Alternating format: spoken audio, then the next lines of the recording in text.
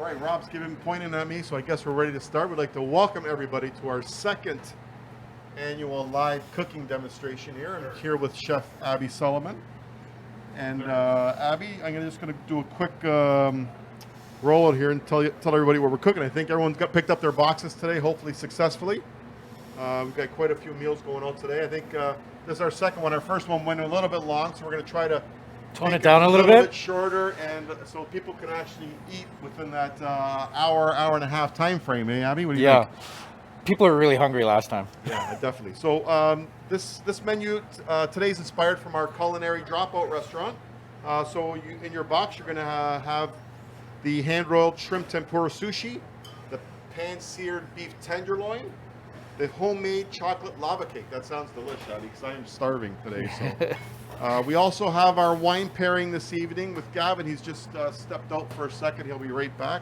I think he's probably drinking some of that wine. We have it here. We got some beautiful wines here. The 13 Patriarch Kings. From 13 Kings.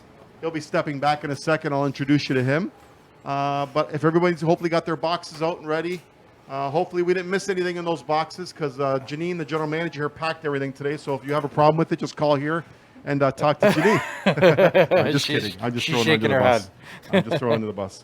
Abbey, so what are we going to start with today? Last time I think we went backwards because maybe we should introduce Gavin first. Oh yeah, well he's pouring something. But last time I think we started with the dessert because it took the longest, but we're not doing that this time. No, we're going straight in order today.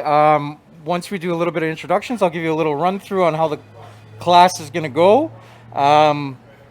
Gavin's ready. Gavin just came in. Come on in, Gav. We're just going to.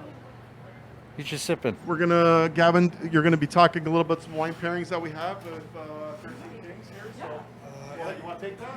Yeah, you want to talk for 2 seconds? Yeah, for sure. Go ahead. First, I'd like to thank the North 43 group for having us here today. We've worked with these guys for quite some time. And tonight we're going to pair two of our wines. We've got a Riesling and a Cabernet. First course, I believe, is a sushi roll. It's a little bit of shrimp, I believe. So that's going to pair quite nicely. We'll get into that a little bit more as we go on. And then we've got a red to pair with a cab, which will be really nice. Just to kind of not to go on, for too long, because I know everybody wants to get their glasses filled and start tasting some wine and enjoying some nice food. But a lot of people ask us about the name, and I think we should probably tell you guys a little bit about it. So the name is 13 Kings, and if you go back to my grandfather, so our patriarch or our king, he would be the king of he would be number one of the 13 kings. So you go. The story goes from my grandfather down to our youngest son, cousins, uncles, and brothers who have influenced our lives in one way or another. They represent the 13 kings. Also, if you go back into the 13th century, you can find that our title was MacGregor. We lost our land like a lot of clans did back then. We decided to reclaim it. We have we took the name King rather than going with MacGregor, but we kept the motto, which is "Royal is my race." So there's a lot there. Our last name is King, obviously. I guess I should state that just so you guys can understand. But that's kind of where it came from. We had a lot of fun with the branding. The quality of the wine is going to be there. And again, we want to take away a little bit of the seriousness or the snobbery or pretentiousness in wine and have a little bit of fun with it. So we'll tell you a little bit more about the labeling and what we're doing for the brand design as we go, but I'll kind of hand it back over. And awesome story. Thank you very much. I noticed one thing though. I noticed you only have one glass of wine there. I've only got one to start. Really? Oh, okay. I guess you're we're sober, right? No, we're just kidding. You don't want to see You don't want to see Abbey cook with wine. Once in I had okay. one glass, I was Yeah, shooting wine last time. Things. We're good. Okay. So I'm going to hand it over to Abbey. He's going to get us started. Okay.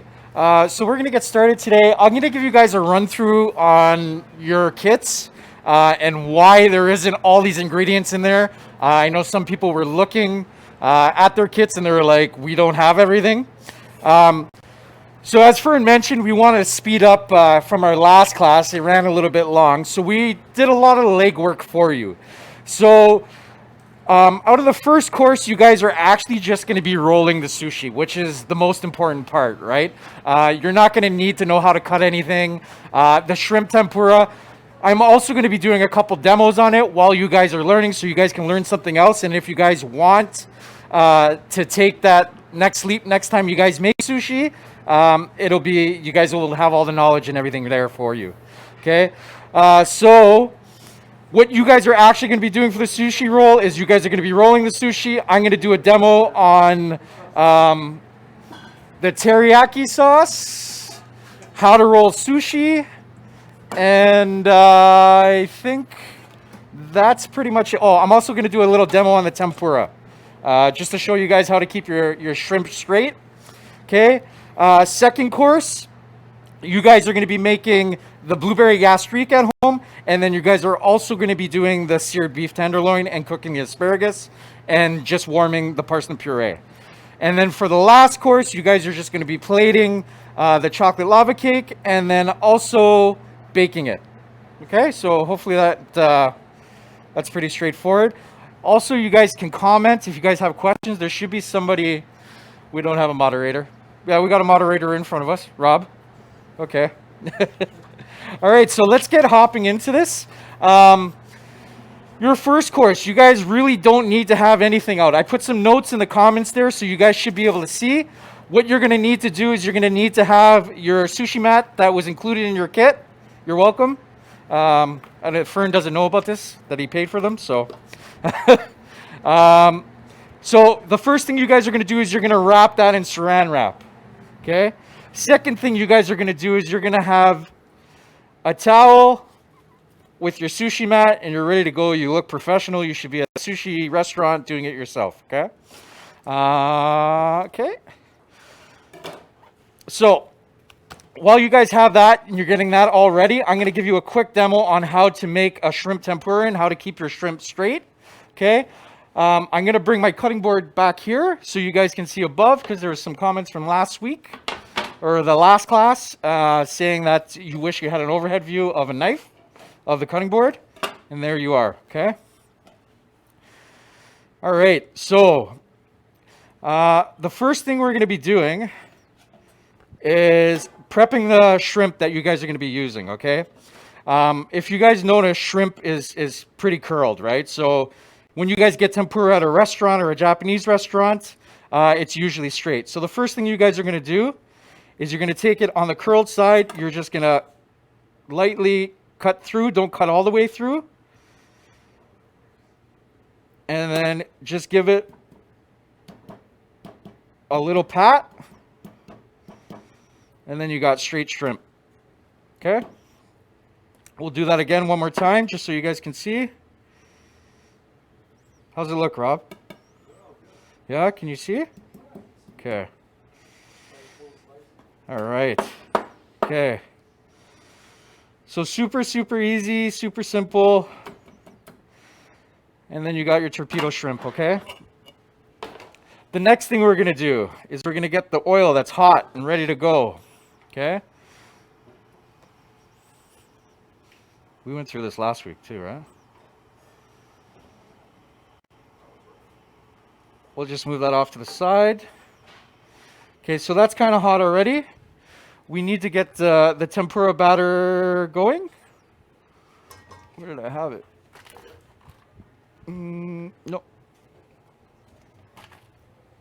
Okay. So here is your cornstarch, your flour, and also that's it, okay? Right here is some sparkling water. You tend to use something that's carbonated because it creates air and makes your batter fluffy and very light, okay? In your recipe also it says that there's egg whites. Those are optional. You don't really necessarily need it. But what you're going to do is you're going to add some water, give it a mix. It's going to get clumpy, but a tempura batter is not very thick. Okay, the thinner the tempura batter, the lighter the coating, and the better and the more crispy it is. Okay. Also with the tempura batter, it doesn't need to be totally pureed. There could be chunks in there, which is totally fine. Okay. So we're gonna get that out. Next thing we're gonna do is we're gonna do the shrimp. There's panko. There's panko around the corner in a bin. Panko breadcrumbs. Just ask John. Oh, John, can you grab some panko breadcrumbs, please? Because I'm super prepared today. Okay. So, now that we got our shrimp,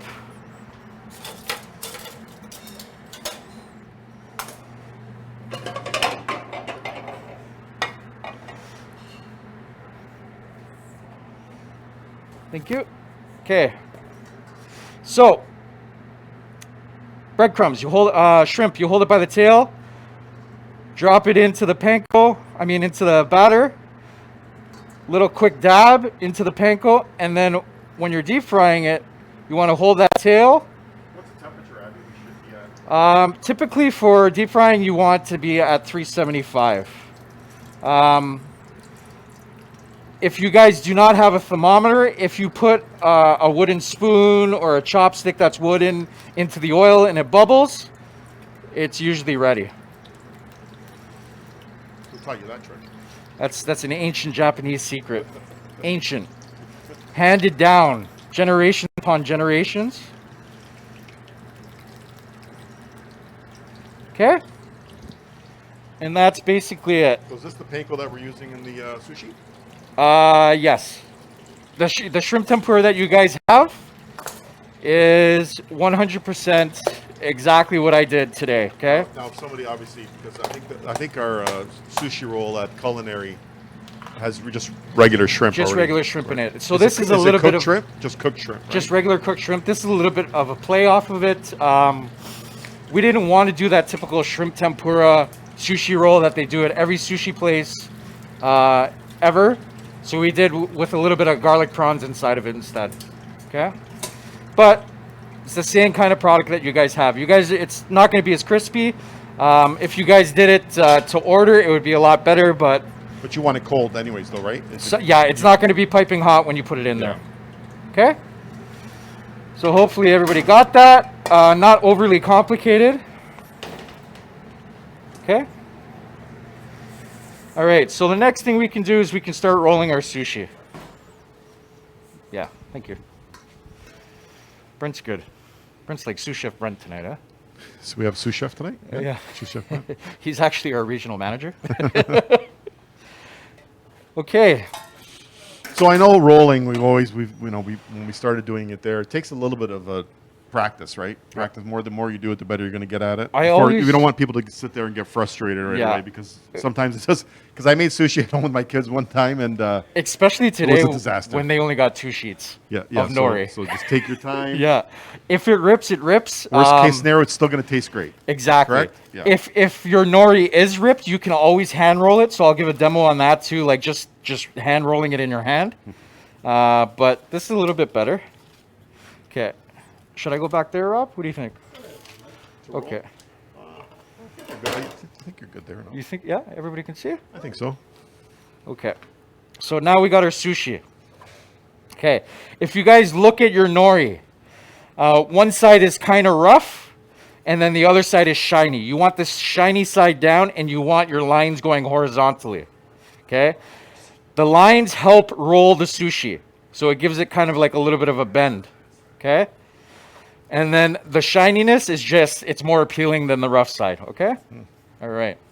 I did not know that. So, another thing, I don't know if I had this in your recipe, but it was for the sushi rice. Basically, this is the same kind of marinade that goes into your sushi rice. So this is a little bit of sugar, a little bit of vinegar, and some salt and some pepper. No, pepper actually. Okay, so this is what we use for the glue to make it actually stick, and we actually put our hands in it so the rice doesn't stick to our hands, if that makes sense. So there's a certain kind of rice that is like the best rice to use because there's so many different brands of rices out there. Right? So if you guys are going to go out and buy sushi rice, you're going to look for a short grain Cellars rice. That's what everybody uses for sushi. That doesn't have much of an oriental spin. A short grain what? Cellars. If you look at the bag, where's the bag? Is it? Tell me that's not Asian. Oh, okay, yeah, that's Asian. That's Asian. Look at that. That's super Asian. The way you said it, it didn't seem very Asian. Though. I have to say it with an Asian accent, I guess. So you can find that anywhere. Yes, I actually picked this up from Sobeys. Oh, okay, great. Selfless plug. Sobeys. Okay. I wonder if there's any comments. So there's a certain amount. I mean, the amount you're putting on there, right? So in the instructions, it says add a thin layer of rice about 3/4 of the way up to the top from the bottom. If that makes sense. And obviously the reason being when you roll, you want to completely not have any rice popping out, right? Yeah, you don't want it popping out, but also that empty space up at the top, that's kind of like, you know, when you have an envelope and you lick it, that's the top of the envelope. You don't want us to do that though, right? Well, you can... You don't want us to lick No licking. That's why we have glue. Just making sure. Okay. But there's somebody probably out there licking it right now, right? Yeah. Like, my daughter would be. She likes eating these things for snacks. Oh, the nori? Yeah, the nori, She's very Asian. She's Asian Italian, yeah, eh? I guess, yeah. That's like... She enjoys it, so. Wow. Okay. That looks great. Hopefully everybody can see that. Yeah. Okay. So, our goal when we're rolling sushi is to get all the ingredients in the middle. So when you cut it, the ingredients are in the center and it's a complete circle, right? To do that, we're not going to put our ingredients right at the bottom. We're going to put them up a little bit. So when we roll, everything will be in the middle. That makes sense, okay? Another trick, do not ram tons and tons of ingredients inside of this, or it's going to be very, very hard to roll. I remember doing this once. I think we tried to do an Italian sushi where we had prosciutto. Oh my God. We had a couple different things in there. We ran it as a special. It was pretty good. That was before I was part of the company. Prosciutto's good with everything, Rob. It doesn't matter where you put it in. It's good, right? All right. So you got your carrots, you got your mangoes. Okay. There's also some cilantro there. It's very optional. It's either you're going to like cilantro or you're not going to like cilantro.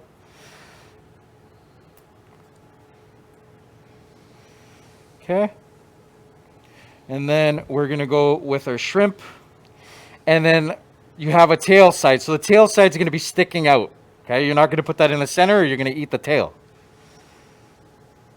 Okay. If that makes sense. Everybody got that? No wasabi? No wasabi. Oh, boy. Do we serve wasabi yet? On the side.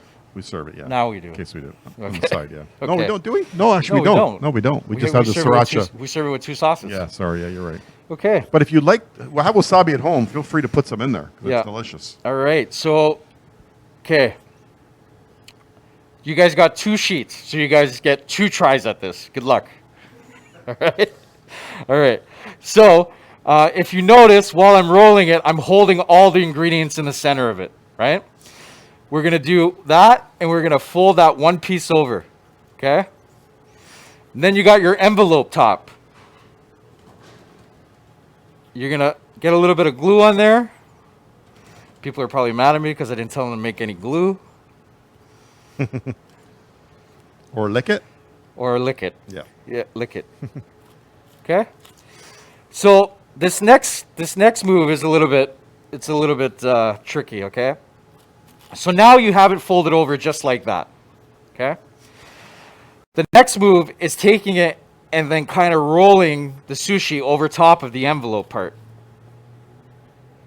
Okay? Give it a little squeeze.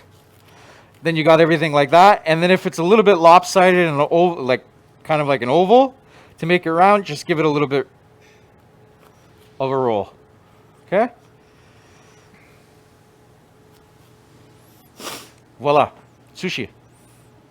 Okay? Pretty good. Should we do another one? Just in case? Faster? I don't know. What do you think? What do you think? What do you think?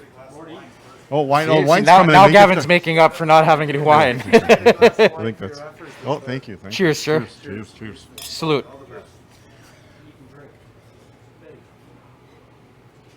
Is there any comments, Rob? That's like Pasquale. Yes.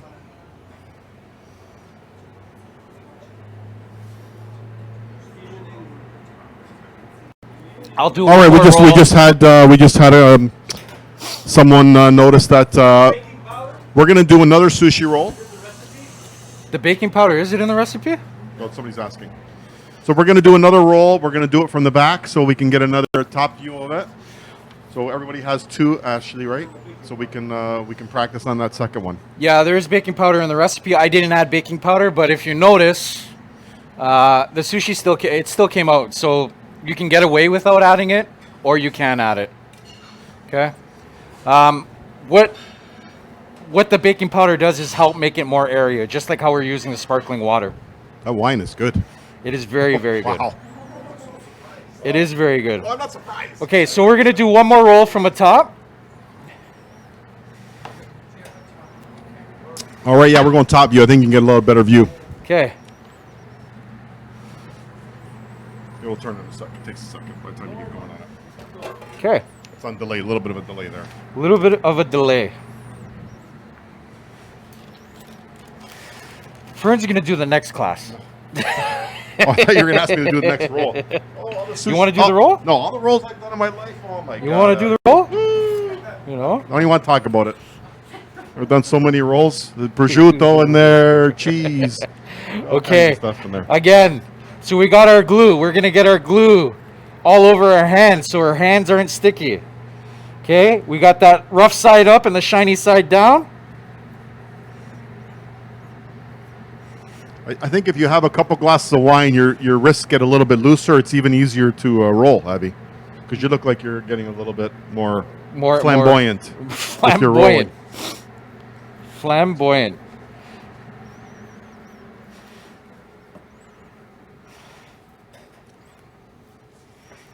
Okay.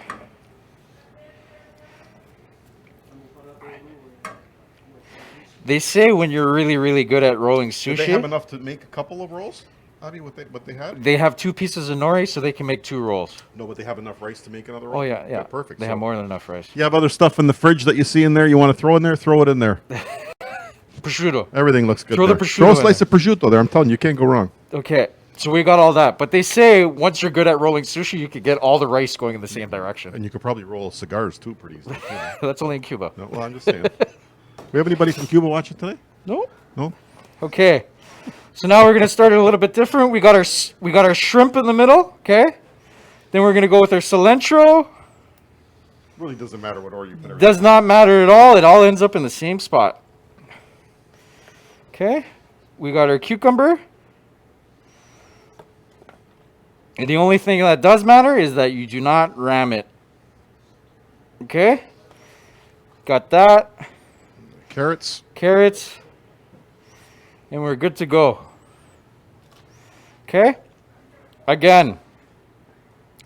First roll, very, very important. Hold all those toppings. Okay? Fold it over. Give it a little tucksy. Okay. Give it a little tuck.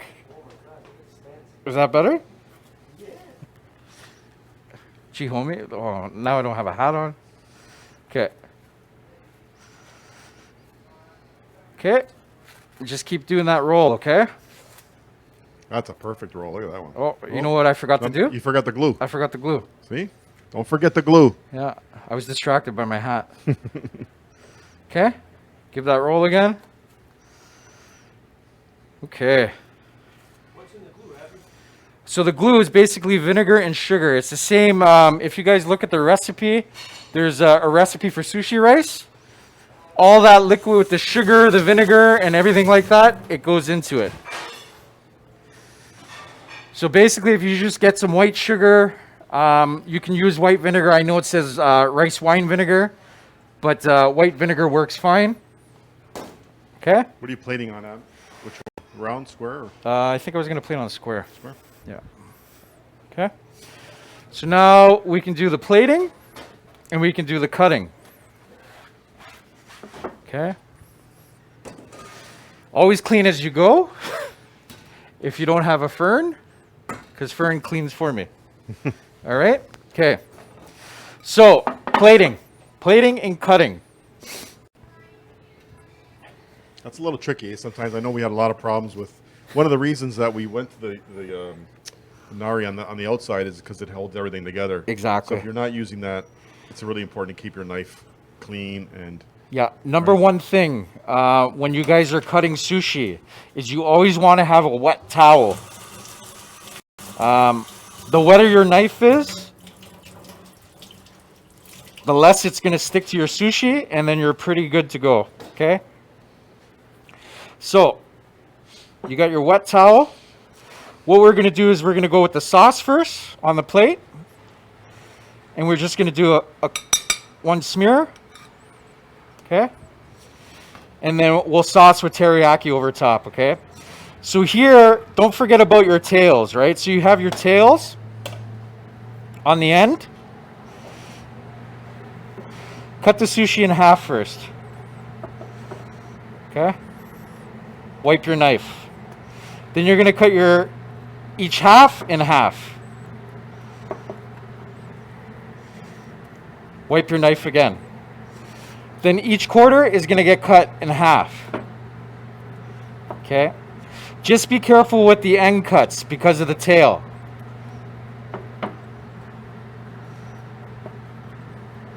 Okay? Take your two ends, put those together. And then what we're going to do is we're going to offset each other down the plate.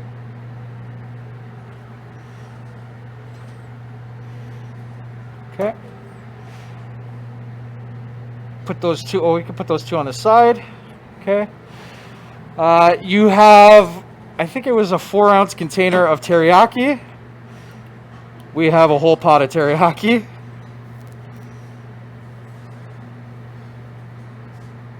Okay.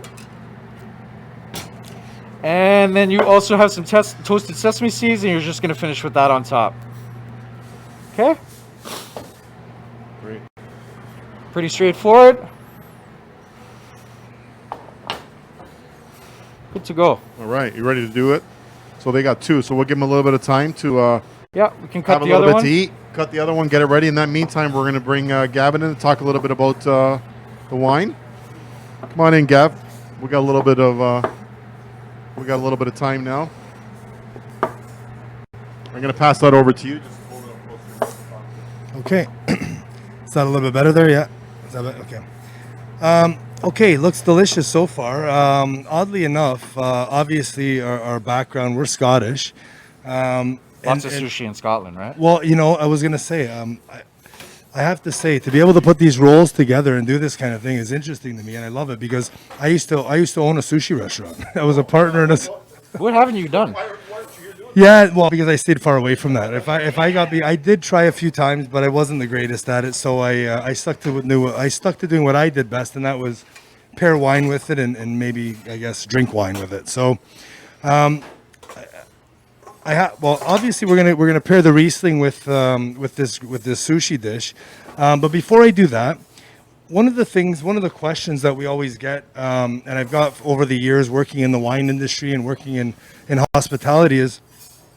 It's always about pairing food and wine, and I always say, listen, you have to remember you don't want to get ahead of yourself, and what you want to do is when you're pairing food and wine, you don't want to forget why you're there. So typically, my answer would be, make sure when you're pairing food and wine, make sure before you do that, you pair it with good people, good friends, good family. Usually make the wine taste best, and it definitely makes the food taste a little bit better when you're in good company because.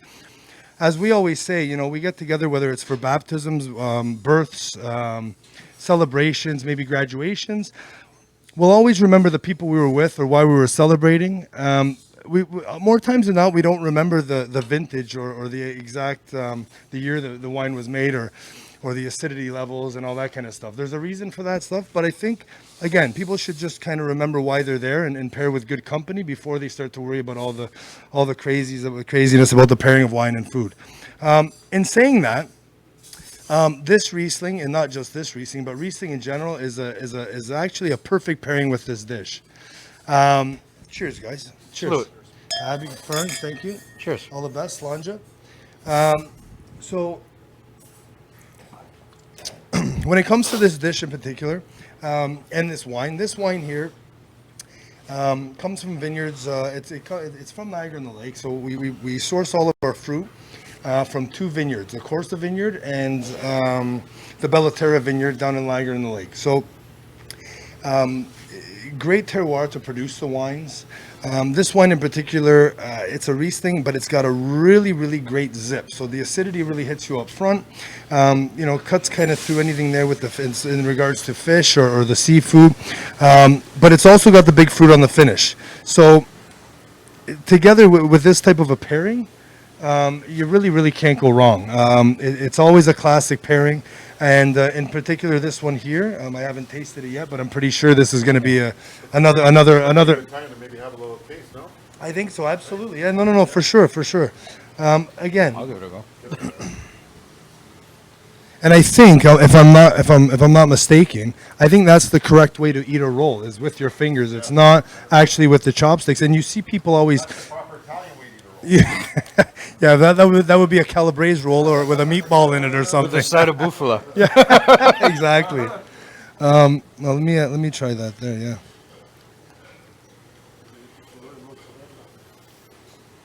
Yeah. Works really well together. Really, really well, yeah.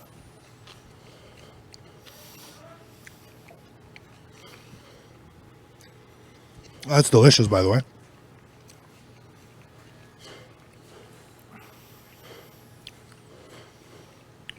You know where you can find it, Culinary Dropout.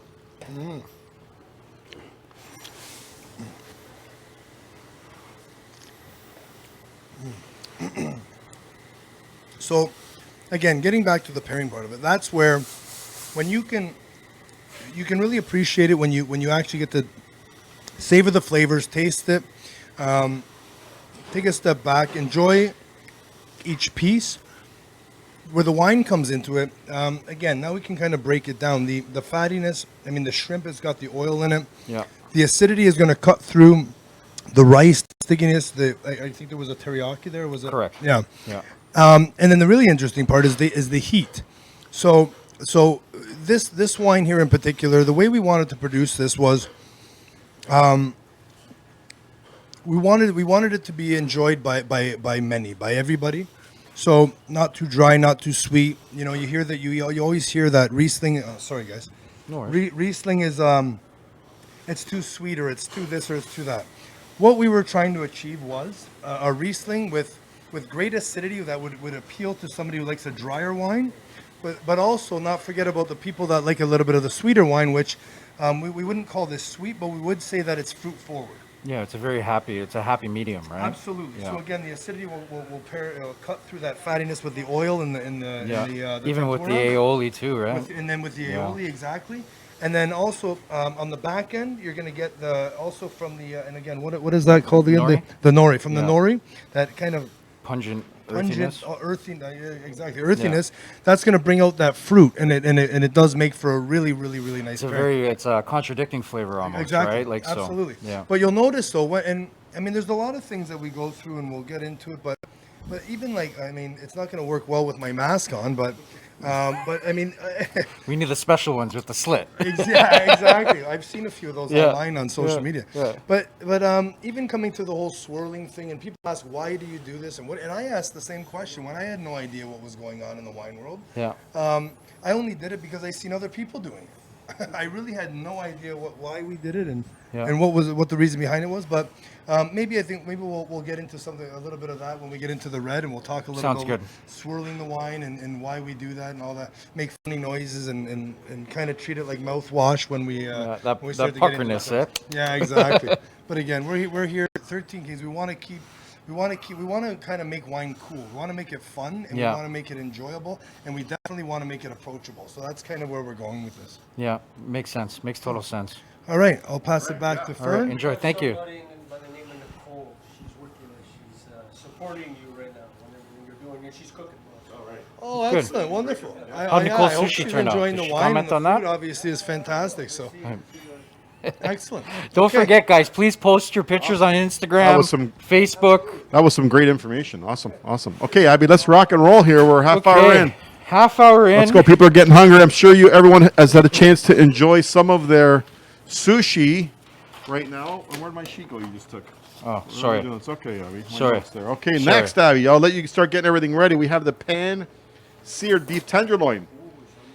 Served with butter blanched asparagus, whipped parsnips, and finished with a blueberry gastrique. Oh, really? I never had blueberry on a steak before. Blueberry Where gastrique. did that come from? Okay, so Blueberries. a gastrique, it's more of the gastrique I wanted to show people. A gastrique, okay, people are having steaks at home. They never have a sauce or a chicken or a pork Yeah, so you tenderloin. just throw the steak on the barbecue and then eat it, right? Go Yeah. get some HP sauce or some Oh, sauce. HP. Abby. right? Shh, we didn't So say now- that. We didn't say that. So, HP. Now we're gonna give you guys another avenue to take. Okay, you guys can walk down that line and make your own gastriques.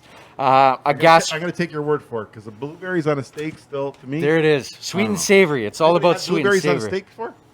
Brent? Anyone? Oh, Brent's a meat eater. Oh, he likes it. He's nodding his head yes, so okay. Typically, I'll take his word you for would it. be serving a gastrique with more of a fatty meat, like a duck or anything, Right. because Oh, okay. there's a lot of acidity in Yeah, there, yeah. and that's cutting that, right? Like what Right. Gavin was Well, talking we need about. to get turned on here. We need the char Okay. burner around too. No, we're cooking So our pants here. yeah, we're gonna pan sear it. So in the notes, the comments that I had earlier before the class started was Stephen England said. Tasted good? Steve, who is Steve? Delicious. Awesome, good. good to Nice. hear. Good to hear. Make sure you post pictures, Steven. Okay. So now we're gonna need a pot of water to blanch. You're also gonna need a pan to sear, and then another pan to make your gastrique. Okay. What we're gonna do first is we're gonna start off making the gastrique. Can I just get behind Yeah, you go for ahead. Okay. So the first thing we're going to do is we're going to make the gastrique. Okay. Like I said earlier, gastrique is basically a sweet and sour sauce. Okay. You have sugar. Then you also have vinegar, which is your acid. And then you can put pretty much anything you want in a gastrique. You can do a balsamic vinegar gastrique. You can do blueberry gastrique or raspberry gastrique. You can do a mixed berry gastrique. You As can long do as you have sugar, vinegar, sugar and vinegar. something else, and everything else. and anything else. Okay. Oh. Okay. So the first thing we're gonna do is we're gonna get the gastrique going. So what you're gonna do is you're gonna put. I should probably take a look at the recipe, even though I've made it 1,000 times. Okay. So you're gonna get all the sugar in your 4-ounce container into there. You're gonna put a splash, not all of the vinegar, but a splash of it. This is gonna help caramelize. This is gonna help caramelize your sugar. Okay. Acid also stops crystallization when you're caramelizing. So if you're ever making caramel at home and it's not caramelizing and it just starts to turn to like crystals. So it's safe to say that with all this sugar, it's not a really low calorie gastrique's not considered. No, if you're diabetic, you shouldn't be having this. Okay, just making sure with all that sugar in there. Yeah. So Okay, so what we're going to want to do is we're going to want to get a nice caramel going. Okay, we do not want to put in our blueberries too early because sugar is super, super hot. If you put your blueberries in way too early, it's going to burn them. does it matter what kind of vinegar you use? I noticed you would use a balsamic there. We used red wine vinegar for this one. Yeah. Does it matter? No, it doesn't, but typically I use a colored vinegar, so a red wine vinegar or a balsamic just to give it a little bit of depth of color. Gotcha. If we put white in there, it's going to be a very, very blondish kind of sauce, So right? the look won't be good, but the taste will still be okay. It'll still be the same thing pretty much. But you see how it's starting to get a little bit of amber on the other side. I apologize right now to you guys because this is going to be a little bit difficult to clean off your pans. Dishwasher, no? No. Mm. If you guys do have sugar stuck on your pans, just fill it up with water and bring it back to a boil and dilute the sugar. Okay? It's a nice pan you have there. It's gorgeous, isn't it? Is that the one you threw across the room the other day? Yes. Yes. Too many orders. It was, It looks like it's been through a battle. yeah. Do you know how many people are surprised Very- that we cook in these? Very vintage. Like, professionally? It's very vintage. Okay, so now you got a nice caramelization there. If you take it off the heat and it stops bubbling a bit, you can see how it's a little bit golden and amber color. Will it burn if you leave it on there? It too will long? burn. Do not walk away from this, okay? Do not walk away from it. So now you're going to put your blueberries in there.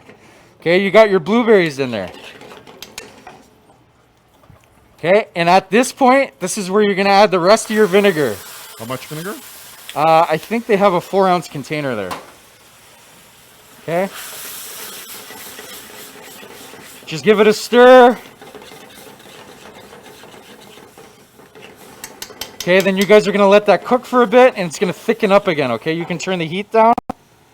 So you want the blueberries to break down at this point now? Yeah, so now we're cooking the blueberries. We're going to extract some of the oils and some color from that. But you see how that's like a nice sauce color, right? You can really smell that too. Well, Yeah.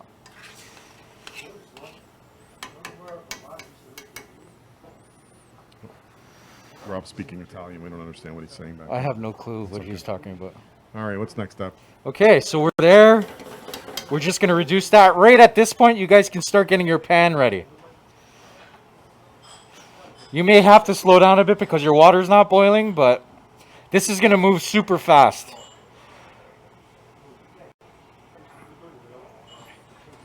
soon as we get light the pilot. Oh, here we go. Cover your eyes. Do not attempt this at home, ladies and gentlemen. As we catch on fire. There we go. Okay. Please do not try that at home. The towel is very wet. Yeah. Okay. Okay. That looks good. That looks great. Yeah. That looks really, really good. Okay, so you guys are there pretty much. Okay, right now you can season with a little bit of salt. Okay, people are probably going, well, how about pepper? You can put pepper if you prefer, if you like. I just tend not to put any pepper into my sauce just because of the black flakes, and it's just not appealing to the eye. Okay, so now you're going to set that aside. Hopefully it doesn't fall from there. That can go in there. So now you're going to get your pan nice and hot. Okay. You guys had some bacon wrap tenderloins. I hope you're okay with the bacon on it. Okay. If you're not, you could just You can take it off, and then, yeah. But who wants to take out bacon? Bacon Bacon is what makes the world good go and round. everything. That's a new dish we just put on here at Johnny Rocco's Bacon Niagara and wrap- St. Catharines too. Bacon wrap tenderloin. Yeah. Yep, with the choice of toppers. We just recently changed our menu at Johnny Rocco's. I think last week we Last started. week, Yeah, and so far everything's been going very, very well. A lot of positive reviews. Can you grab me oil? Oil? Olive oil. A little bit of olive oil we need on Canola? there. Or just that squeezy of canola? What do we have there, Danny? Danny, what do we have there? Is that straight off the boat? Riserva from Calabria. Olio extra virgine de oliva. What he said. What he said. Uh-oh. We're pouring wine. Virgin. Virgin? Is that how you say virgin? Virgin, yeah. Virgin? Virgin? Virgin. Okay, so we got our beef tenderloin. We have a little bit of salt. You guys can season with pepper also. I don't have any pepper here very ready. Pepper? Yeah, it's okay. We don't like pepper. It's okay. We're okay. Little salt, You pepper, guys and a put little salt and pepper at home. I tend not to. Now that thing's smoking. How hot do you want that You thing? want this pan nice and No, hot. you have a coated pan. Doesn't matter if it's not coated? It doesn't matter if it's coated or not. The only thing I do recommend is that you have a pan that's totally oven safe. So that means you can just sear and then put it in. If you guys have So plastic, not like this one. this one's fine actually. It's Oh, is it oven resistant, safe? heat Okay. resistant. But if you guys don't have a pan that has metal handles or a heat resistant handle, you guys can sear in a pan and then transfer it to a roasting pan and then put it in the oven. Perfect. Okay, so now we got that. We got our oil. I tend to use a grapeseed oil or a canola oil just because it has a less fat content and it will smoke. It won't burn. So the first thing you guys are going to do is you're going to get a good sear on that one side. Okay. That side you're searing is going to be your presentation side. So you want it to look very, very appealing. So the bacon. So you're going to sear both sides. So the bacon Yeah. is going to finish cooking in the oven, and you're not going to really sear the bacon. I'm not going to sear the bacon at all. Okay. You can also toothpick the bacon. It'll help it stay on. I don't have any toothpicks handy.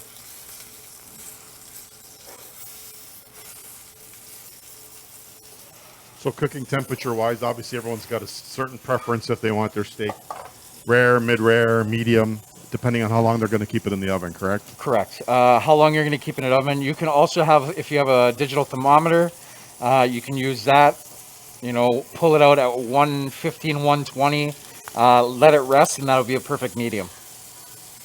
Medium rare, sorry. What are we cooking ours to? We're going to cook it to probably rare because it's fastest. Yeah. All right. And we like rare. Yeah. We like rare. Okay. So now you got a good color there. You got some nice caramelization. Okay. This is ready to go in the oven. So you're going to pop that in your oven. I think I told you guys to have it preheated at 485. I'm pretty sure. 450. Doesn't really matter, as long as it's a very, very high heat. Same thing like when you're barbecuing. You're cooking with a high superheat, right? When you're making steaks. Okay. So now that we got that off in the oven cooking, next thing you're going to do is you're going to get your parsnip puree. And you guys don't have to warm it up in a pan. You can microwave it if you like, if that's easier. But everything is seasoned. Everything's should taste good. If you need a little bit more salt, feel free to add it. Okay. So we're gonna get that going there. Then you have your asparagus. You're also probably gonna need a bowl or another pan or something to season your asparagus once it comes out of the water. There's also some butter that we've put into a container for you guys. Okay.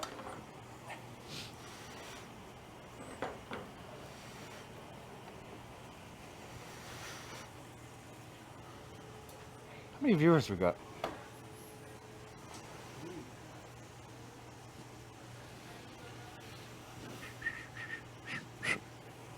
So that's it. That's the whole dish, right? So butter, we're going to season with butter, asparagus. Yep. Everybody. 10. Good. Okay. Once that water is boiling, you can drop your asparagus. Your steak is not going to take very long at all. I think it's been in for about a minute so far. Still pretty rare. Okay. We're going to heat that up. While you guys are heating everything up, you can get your plates ready to start plating.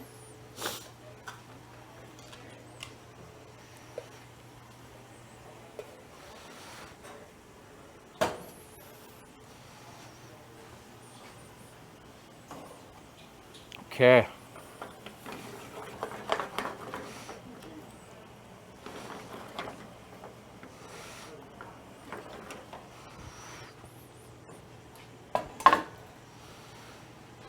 Talk, talk, talk, talk, talk, talk.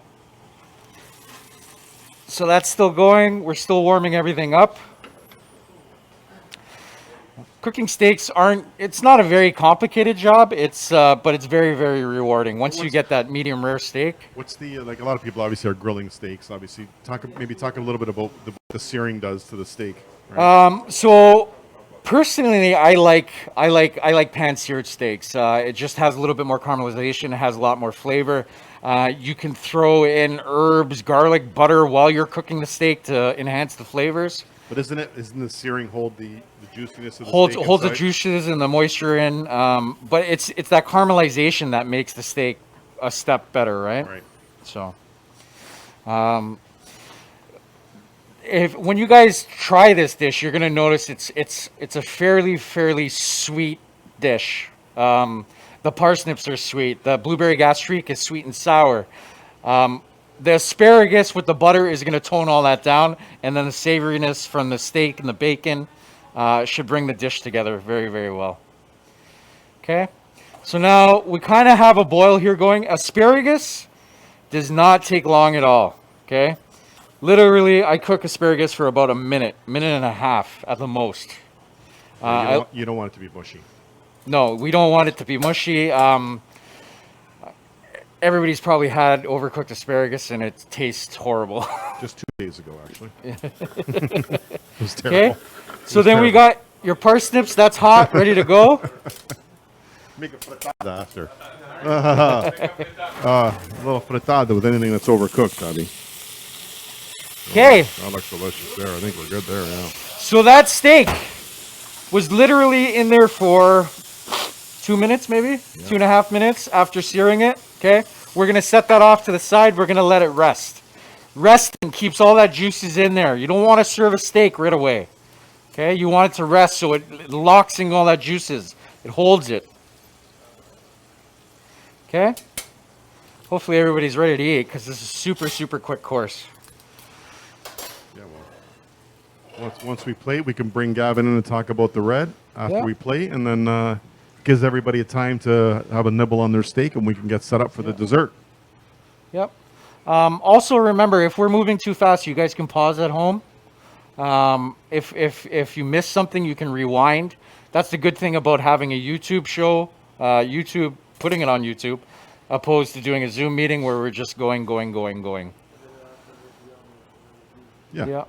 And then we're also recording it, so if you guys need to look back at the video for any kind of tips or hints, it's ready for you. All right. Okay, so that asparagus, like if you take it out and give it a good feel, it should still be firm. Okay, that is perfect. Okay, butter blanching is just another way of just saying fancy like tossed in butter, really. Okay, you can cook it slowly in butter if you like to do that, but that's more like butter poaching. So, and then that's basically it. You get a little bit of salt in there. That's good to go. And then we're ready to plate. Okay. Plate over on this side, I guess. Plate over there. What's everybody like? Top view, I guess. Okay.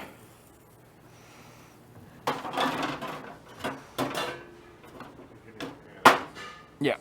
Yeah.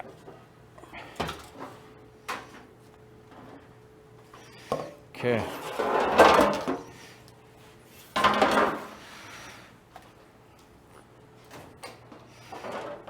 There he is. Look at that. Everybody needs a fern. Everybody needs a fern at home, eh? I am for hire. He's too expensive, I'll tell you that right now.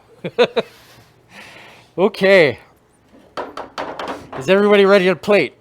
We're going to pretend you said yes. Yes. Yay. Okay. So, first thing we are going to do is we're going to put down a dollop of parsnip. Okay? The second thing we're going to do is we're going to get some of this nice asparagus. You guys have 6 pieces of asparagus, so 3 is going to be going on the dish. Okay? You guys can offset them if you like. You can put them all going one way. It doesn't really matter. Okay? Then you're going to get your nice rustic steak. That's going to go on top. Okay? And then lastly, your blueberry gastrique. So the first thing you guys are going to do is you're going to scoop out your berries. Try to drain your sauce a bit. Okay? You're going to put a little bit of that on top. And then you're going to go with your decorative swirl. Yes, that's it. Okay? Right there. Voila! Beef tenderloin. We got the zoom there. Robbie, get a little zoom. Look at that. Look at that. Drone action. Okay. All right, at this point, we're going to bring Gavin back to get rocking on this red wine that he brought, which I've already sampled, which tastes amazing. I'm going to give you the mic, my friend. There you go, sir.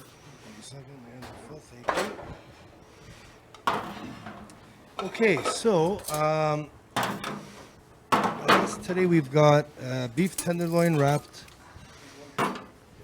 Beef with a little tenderloin bit of wrapped in bacon. asparagus, blueberry gastrique over top of a what?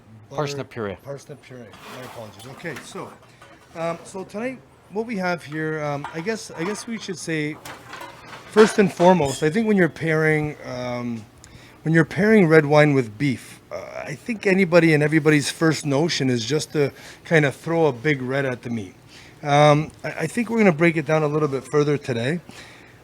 I believe with beef tenderloin, it's one of the leaner leaner cuts of meat when it comes to what you would typically see on a restaurant menu. You may see a ribeye, a New York strip. Occasionally, you'll see some type of a flank cut up somewhere or another. But beef tenderloin is by far the leanest cut of meat, and it's a fantastic cut of meat. So I think what we want to remember here is that when you're pairing beef with red wine, you want to remember a couple of things. One being that the protein in the fat bind with the tannins to create an amazing flavor. I'm with you, Abby. I'm with you when we talk about preparing beef. I really enjoy a seared cut of meat. I enjoy searing it. Yeah. But there's something to be said about that nice barbecue in the summer, the flavors, the smells, the aromas. I mean, you can't beat it. But also, what that does is when you're cooking off a tenderloin or whatever it may be, that char that you receive when you're barbecuing also emulates what tannin does for the beef. So when you bring the two of them together, the beef and the red wine, it makes for an amazing. I mean, it's a perfect pairing. I mean, it's undescribable. Now, in saying that, with a tenderloin which is not as fatty of a meat, you probably want to go with. Well, I would suggest. I may be wrong. I may be right. But what I would suggest is something of a younger wine. Niagara produces some fantastic Cabernets. When I say younger, you want something that's very. It's a lean wine. So that Cabernet that you want, you don't want it to be over oaked. But you do want it to have that acidity and that balance with the proteins and the fat. So with this wine here, you've got a Cabernet-driven red wine that's only been aged in older French barrels for about 6 months. It's Cabernet Sauvignon dominant with a little bit of Merlot and Cab Franc just to round it out. And again, when you have a little taste and pair it up with this wine, it's very fresh and young, and I think that's what you want. It's a very lean red wine, and you don't want to go overboard on the oak with something like this with a beef tenderloin. So that's my suggestions. That's what we like to do at home. But I'm definitely with you on the sear rather than the barbecue. I really enjoy a seared steak, that. Yeah. like no tomorrow. Yeah. Awesome. Oh, this is great. Yeah.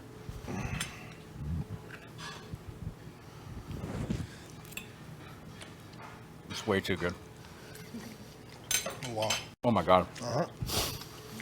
Yeah, it's no joke. You guys are kind of lucky that you got a bacon wrap tenderloin. It's like it set it up. Yeah. Wow. And the baking brings this to another level as well. You'll taste it. It'll bring out the smokiness from the Cabernet. Oh my god.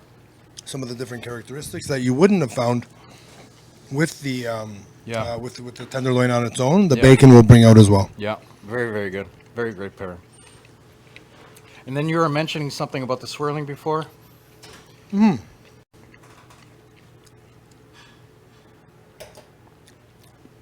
So, again, I probably, like most people, like growing up, you go from smashing beers, going to college, maybe standing upside down on a keg or two, or all that kind of crazy stuff that most people do. I hope they did in their life. Anyway, I did it a few times. They never lived then. Maybe a couple weeks ago, actually. Yeah, exactly. Yeah, just doing keg stands. Yeah, exactly. Then all of a sudden you find yourself at a table, whether it be through school or maybe a meeting or a new job, or maybe you just you've found a love for food and wine, and you find yourself doing this, and you see everybody doing it, and everyone's doing it, and they keep doing it, and you're like, what the heck are they doing, and why are they doing it? There's a reason for it. When you're doing this, it's banging the molecules around. Essentially, you want to start off with the wine like this. I guess we can almost take it through a somewhat of a I guess what do we call it? Literally, we're going to try and figure out where the flaws are, if there are any flaws in a wine, before we put our lips on it. So essentially, you want to have a look at it, take the wine, view the color, make sure there's no imperfections, no sediment, nothing floating in there that shouldn't be. From there, when you've analyzed that, you want to put your nose to the glass to see where it stands at that point, and then you're going to bang it around in the glass. And what this is doing is, if you've seen any of those fancy aerators and all that kind of stuff, this is the beginning of that. So you're banging the molecules together, and you're breathing. You're bringing this wine alive. So once you do this, you're going to put your nose back to the wine, and you're going to find that it's opened up, and you found some new characteristics that you didn't find prior to that. So there is a reason for doing this. It all makes sense. not just to make you look really cool and you know what you're doing. It's so fun. There is a reason for this. Oh. So from there, what you're going to do, you're going to ingest the wine. And then you're going to, literally, you're going to. Thank God you didn't get it on my new shoes. I would have sent you an invoice. Okay, I know. Don't worry. Send the bill to Fern. I'm only kidding. Yeah. So then you're gonna ingest the wine, and you're gonna do this once again, and it's almost like when I was trying this and doing this, and it was almost like mouthwash. The beginning stages of you're swishing it and swirling it, but there is again you're trying to get it to all different points of your mouth. There's about 5 different sensory evaluations that you go through, and every step is important. So this one here, you're gonna get the front palate, the back, the sides, and then you're gonna finish it, and you're gonna ingest the wine, and from there you're going to see. You're going to be able to decipher whether this wine is indeed okay, or maybe there's a flaw to it. So, if taste-wise, what would set it off as a flawed wine? So, for starters, the 2 main ones you're going to look at are this day and age it's a little bit different. This is still cork, but we've switched it over. A lot have gone to screw cap, so we take away the issue of corked wine. You hear that a lot, and quite frankly, you'll put your nose to the glass, and it's going to smell like cork. I've seen it in movies, and I've seen it, working in the industry. And you open up a nice bottle of wine, you put the cork beside them because it's all part of the presentation in the show, which is great. And then the guests or whoever wants to sniff the cork. And my reaction to that is always, well, I think it's probably going to smell like cork. So I'm not too sure what they're doing with that. I know you can squeeze it, and there's you can find if it's been, laid down on its side and everything else properly. But we're talking about in a restaurant where you're going to be tasting wines that are coming in, and they may or may not be aged for a certain amount of time. So one of the flaws is definitely a pungent smell of cork. And then the other one would be called... the 2 main ones would be oxidization. So oxidization, it's going to, it could become confusing because typically it almost smells like you would get the aromas of like stewed fruit or grapes, essentially, almost like raisins. Gotcha. So you could get confused with something like a ripasso, something like that. Yeah. So what's happened is air has seeped through the cork, got into the wine, and it's caused for it to go off. So those are the 2 main ones. But Gotcha. yeah. Awesome. Cool. Great. Well, thank you. Yeah, right. I appreciate that. No. Awesome. Don't mention it. We appreciate you having us here today. All right, I'm back. Thank you very much. That was tremendous. I think everyone had. Any of this? That was perfect. So it gives everybody time to have. Obviously, I can't eat the parsnips, but I'll put this to the side where people He's can't on eat some me. sort of a diet. I'm sure that everyone has already destroyed this steak, Okay. and they're working on it. But while they're working on it, we're going to start getting set up for our Last and final homemade course. chocolate lava cake. Wow. Okay. Chocolate cake with a warm molten chocolate center accompanied with whipped cream and strawberries. Okay. Wow. Did you cheat on this a little bit? There is 0 cheating at All right. All Okay. right. Just I'm going to making sure. explain to you guys about I'm this just making recipe sure. and how it's been with me for a majority of my career. Typically, I do it in a larger batch. And that larger batch, I know off by heart, and like I could whip it up anytime because it's such a simple recipe. Once you start breaking it down, it kind of gets a little bit difficult. But a larger batch, you would be using 2 pounds of chocolate, 15 egg yolks, 15 whole eggs, 150 grams of sugar, and 150 grams of flour. And that is a lava cake. Okay, they got very, very popular about 6 years ago, roughly. Yeah, very, very popular. It's a very, very simple dessert.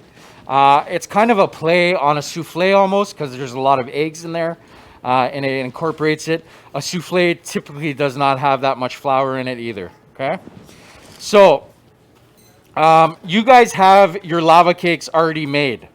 I do not have a lava cake made, so I'm going to make it for you guys very quickly, okay? So you did cheat. You took the work out of them for them.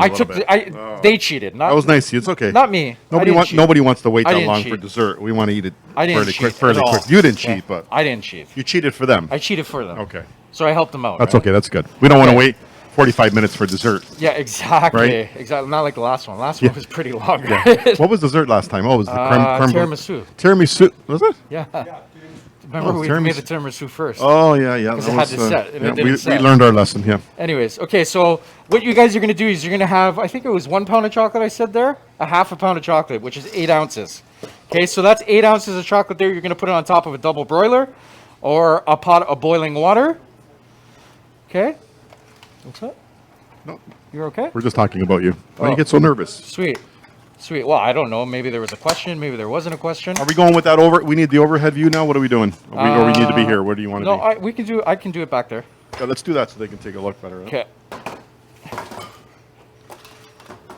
You want this back there? Yeah, we'll use this tray. You need the board? Yep. Might as well. Okay.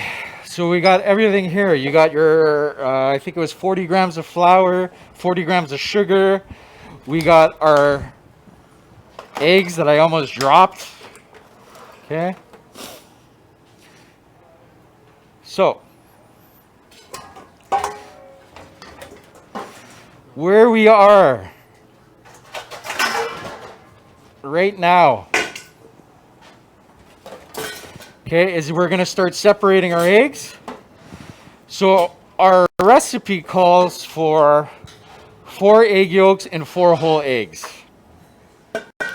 I went through this last class because we had to separate eggs. I know typically people use eggs to help get the egg whites out and separate it. What's the easy way? I remember watching this. I watched this the other day. There we go. The fingers. you Yeah, are. that's the easy way. Okay.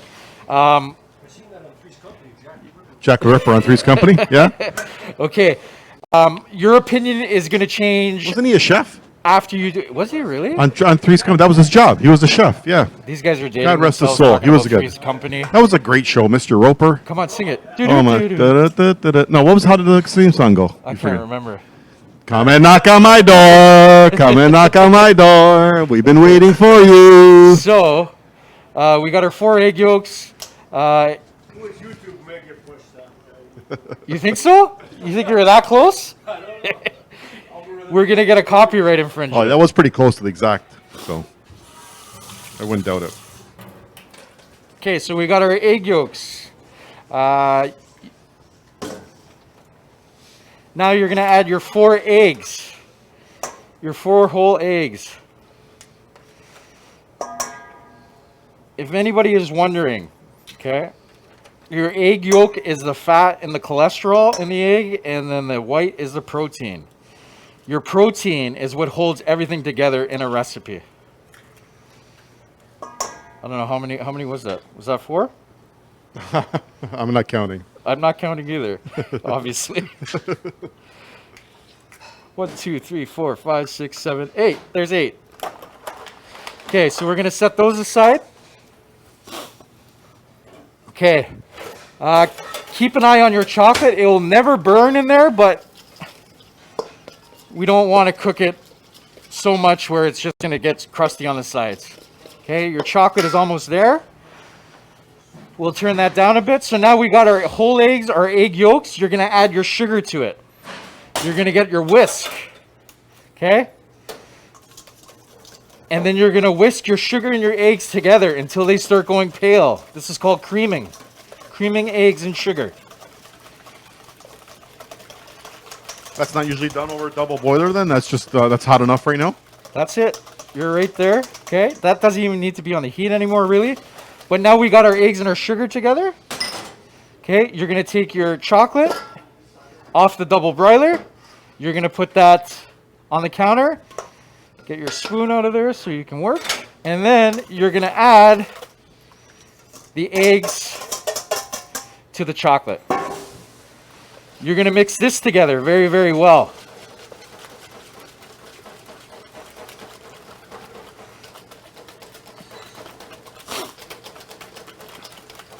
Okay, so you got your chocolate, your eggs together. Now you're going to take your 40 grams of flour and evenly distribute it over top of it. And then you're going to whisk everything together one more time, making sure that you're incorporating all the flour from the sides. The flour just making it a little thicker? Yeah, the flour is going to make it thicker, and it's also going to give the cake structure where it stands. Okay?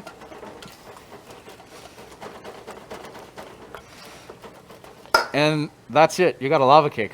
Wow. Super, super fast. Super, super quick. Okay?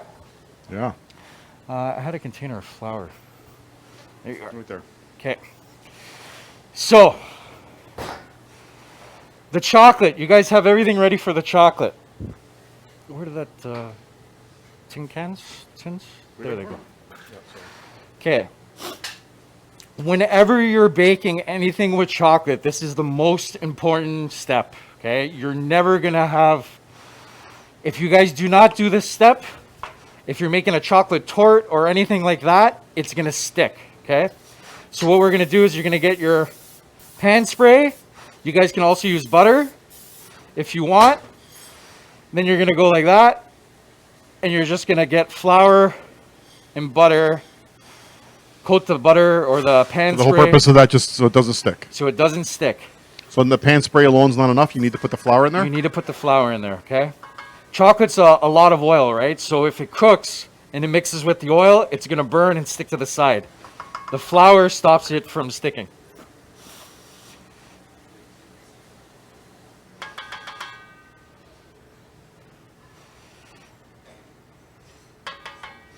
There we are. Okay. Now we got your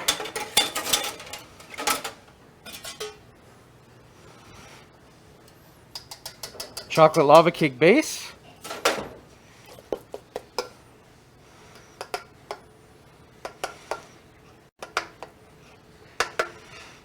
Okay. You guys can make these well ahead of time too. They keep for quite a long time. So if you need to do them a couple days ahead of a dinner party, or if you just want them stocked in your kitchen because you like lava cakes. Or you could just come to Johnny Rocco's and order them already done. Is that option number 3 or? That's probably the most important option. Yeah. Support local. Oh, Janine, our general manager, she already ate probably a cup of it today. A couple of them. And how were they, Janine? Really good? Okay, good. No, and that was raw. It wasn't cooked. Oh, good. So you Okay. could eat it raw. Get the kids in there. So we got a top view here. Okay, so I don't have a baking sheet handy. I have a pan ready. So the next thing you guys are going to do is you're just going to take your chocolate lava cakes, put it on a baking sheet. You have your oven preheated at 450 to 500 degrees Fahrenheit. And then you're going to pop that in the oven for about 10 to 12 minutes. Keep an eye on it. Okay? While that's going, we can clean up. You're going to Alright. get your plates ready. What kind of plates are we looking here for this dish? That plate there? Oh, wow. Interesting. A little bit different. Yeah, a little different. A little different. Yeah. Nice pasta plate there. I thought that was a stir fry bowl. Yeah, or that. Yeah. Well, if we were in a different, if we were at the culinary, maybe, but here and it's a little It's a different. pasta plate. Yeah. Okay, so we got 12 minutes. While we're doing that, we can do a top view. I'll show you guys how to do a couple strawberry garnishes. Oh. Tricks of the trade. A couple tricks of the trade. We'll flip that over. Oh yeah. Voila. Okay. So, you guys got a couple strawberries in there. Okay. I'm going to show you guys a couple different garnish cuts. I'll be back in 1 second. I just need to get a knife. I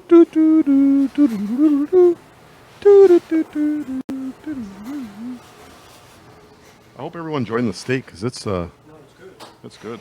Awesome. Okay, so for our first garnish, we're going to do a little rose. You're going to place your strawberry on the bottom, on the leaf side, okay? And then you're going to cut in a square, not all the way down, and just fold out a flap.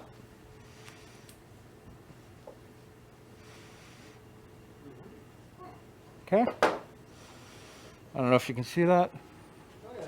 Yeah? I don't know. It's like a little bit of a stall there, right? Yeah, little. Okay, we're not finished yet. We have the peanut gallery here in the back. Janine just said it doesn't look like a rose. Thank you If I can make a rose with 4 cuts, I'll be like, Obviously, you're very patient. okay. So next, if you guys notice, you got like a square piece of strawberry. Now you're gonna go on the corners, and you're gonna cut it out and fan it out.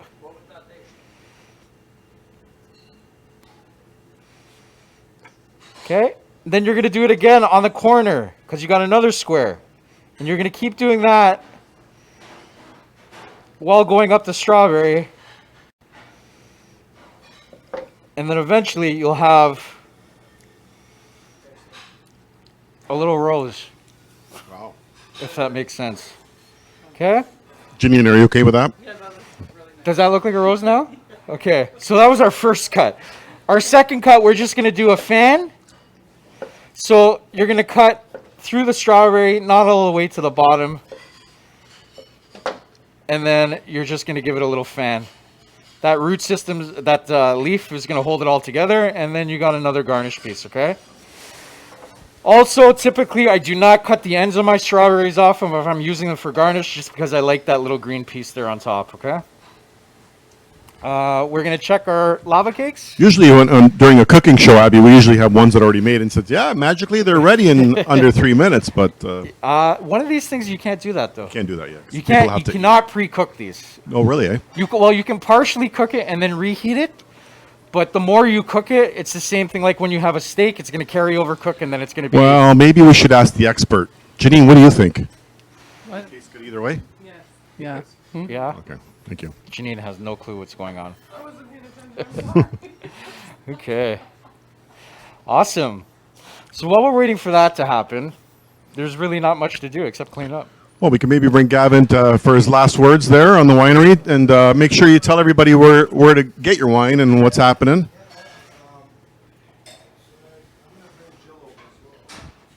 Yeah, bring Jill over, and then you guys can chat a bit while that's getting ready, and then Abby can finish plating that last dessert. There you go, my friend. Thank you very much.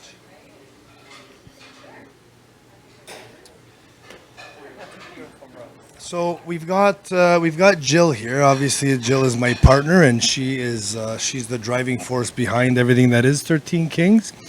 You'll find her on the next bottle that we're producing. It's going to be called My Wife, and I'll send you home, and the wife will send you home after a night of drinking. That's what will happen. and that's why she deserves her face on a bottle. No, all kidding aside, she's the one beside me. She's part of this program. She was in the background today doing a lot of the social media stuff, but she is there side by side.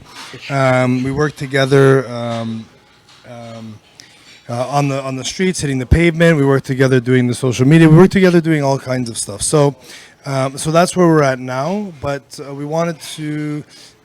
We just want to let you know kind of where we're going, what we're at. Right now, we are what you would call a satellite winery. So we've started off by selling in to the licensee division, which would be restaurants and hotels. We also have our page. You can also purchase from us online at 13kingscellars.com. We're set up with Shopify, so you can purchase there. You can check out the website. We have all of our varietals there, all of our SKUs, so you can purchase there. Other than that, I think you should probably pay attention to the 43 North restaurant group, because I think they're going to be they're going to continuously keep growing. They've got a great energy here. Anytime you walk into any of the restaurants, their staff is always pleasant. They're happy. They're smiling, which also definitely says a lot about the upper tier, the upper management, and the ownership group. So these guys are doing a great job. I'm sure they're going to keep growing, and as they grow. Funnily enough, oddly enough, we are going to grow, because you can find our wines, the Riesling and the Cabernet, at all of their outlets across the Niagara region right now. So that's where we're at. I don't know if Jill has anything to say right now. I think she's... The chocolate smells really good. That's all I can smell right now. I came here for the chocolate and the wine. She came for the sweets and the wine, so There it is. she's winning. Anyway, that's yeah. So again, thank you very much for having us here. We appreciate You're doing you. a hell of a job. You guys are great. Thanks for the support in the business. Thank you very much for coming in. Thank you Okay. for supporting us and Okay. sharing on this wonderful night. All the best. And as we say back home, slanja va.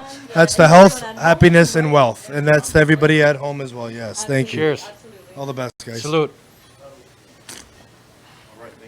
All right, Ab, what's happening with this dessert? We are literally Seconds away? top view. Yeah, let's do top view. Seconds away Okay. from... Oh, look at this. I'm gonna Wow. show you guys- Give them a close-up view of that. Yeah, Give I'm 'em gonna a show close-up. you right now. Okay, so these are not finished yet. If you guys notice, you see how there's still some dark area there. If you guys flip this over, all that warm chocolate in the middle is just gonna plop out. Oh. So you want a nice dome. We're about 2 minutes away on this. 2 minutes. Okay. 2 minutes. So we'll give you guys a chance to clean up there. We're going to clean up a little bit, and hopefully in that time we will have everything ready. I wish I had some card tricks or something to entertain you. Sorry, Rob, what's that? Rob, what? Yeah, okay, well, yeah, Rob, we could talk about our patios. Yeah, actually, we're just, this is about culinary. We're actually in the process of building our new patio at Culinary. They're actually digging the patio right now. Hopefully we'll be ready in the next few weeks. We're going to have a great 40 to 50 seat patio there. We can't wait. It's right on the corner. Great visibility. All the friends will see you when you're there drinking, having a great time, having some great food. So we can't wait for that to happen. And with this weather turning and with everything going on in the world, everybody You knows did we need patios. You did an awesome job on the renovations Yeah, there. yeah. If you guys have been into, what was it before? Sorry. Urban Steakhouse. The Urban Steakhouse. If you guys were there before, and then if you guys walk in, it's like totally different. Like Yeah, yeah. the amount of time and love that you put into it, Yeah, it's yeah, just we amazing. did. We had a lot of different ideas over the years that we couldn't put into some of our restaurants, and we kind of threw everything into this one. It's a little more eclectic, and the menu that Abbey created is great. It's a lot of It's very hands-on. very You call interactive. it? Yeah. Interactive. yeah, hands-on. Very hands-on. We got a cool beef dip that you can pull out. We have a smash me cake that you guys can do. We have our fondue, which is great. It's one of our best sellers there. So yeah, check us out. We're about 2 minutes away. We're still 2 minutes. You said that 2 minutes ago, Abby. All right. 2 minutes. 2 minutes ago. Turkish. Do you want to talk about your how you learned to be such a great chef? Well, I can't talk about myself, of course. I love Yeah, of talking course. about Yeah, myself, definitely. right? Well, why don't you talk a little bit about, because I know we have all new people from the first time that we did it, a little That's bit true. where you were on Chopped Canada.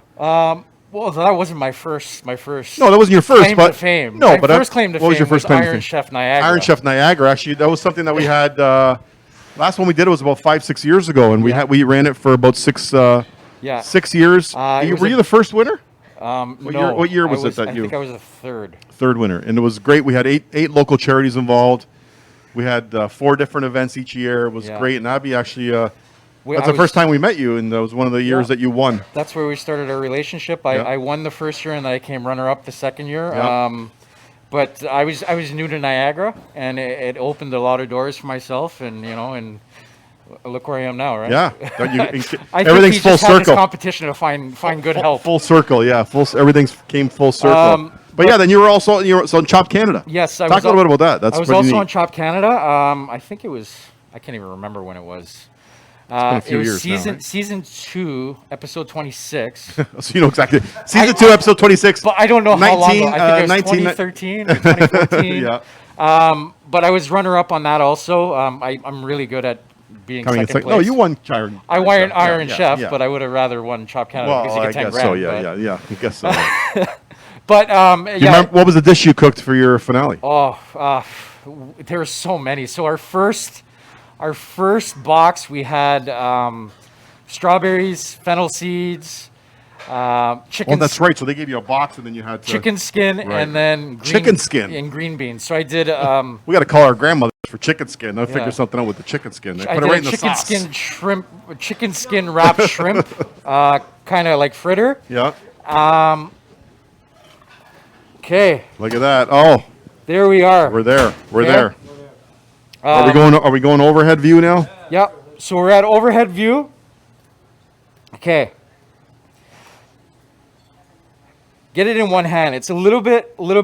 It should come out fairly well because these are very fresh. It's the same thing with you, but just use a little bit of knife. Use your butter knife or a paring knife, and just kind of lift it up on the edges. and then you're just going to give it a flip. And there you are, okay? Then you can place your rose on top. You can give her a little bit of a dollop of whipped cream. That looks great. Well, okay, and there you are, your lava cake. Look at that. It's a lava. That's lava. Abby. Wash, Abby, wash. Abby, you got to cut it. You got to Okay, cut into so that there with the spoon there, right? why they call it a lava cake is because when you open it, there should be lava in there. This one was a little bit There it is. There it overcooked, is. but it's there, okay? Wow. And if you guys try it, very, very rich, great cake. Very, very simple. It took me a total of, 15 Yeah. minutes, including cooking, That's fantastic. right? Awesome. Awesome. All right. Well, Okay. who invented the lava cake? I don't know. Google it. Google it. Yeah. Google it. Well, we want to thank everybody. Hope everybody can enjoy their dessert. Abby, thanks again. That was fantastic. We really want to thank Gavin Thank you for very coming much, out and Jill? your wines were tremendous. Jill's going to come around here and try this for us. Because that's what she's been waiting She's been for. staring at it, and while we're saying For the goodbye, she's chocolate. going to try it on. We could just look. She doesn't have a mic on, but we'll just go by the reaction of her face, Yeah. which is probably words enough. But thank you, everybody. Hope you enjoyed it. Look for us over the next coming months, and we'll see That's what all you, Joe. we'll see what That's all Abby you. has up his sleeve the next time we come around. Yeah, and if you guys have any suggestions or anything make sure that you just comment or make sure you post everything on social media. Yeah, Tag Johnny Rocco's, tag 43 North. we're great, and we're just going to knock off some more shrimp and Yeah. say goodbye. Have a glass of some great 13 Kings wine, and it's been great. Thanks, Rob. Thank you, Rob. Cheers. Thank you, Brent, for all your help, and we'll see you guys soon. Great. Bye-bye. Awesome.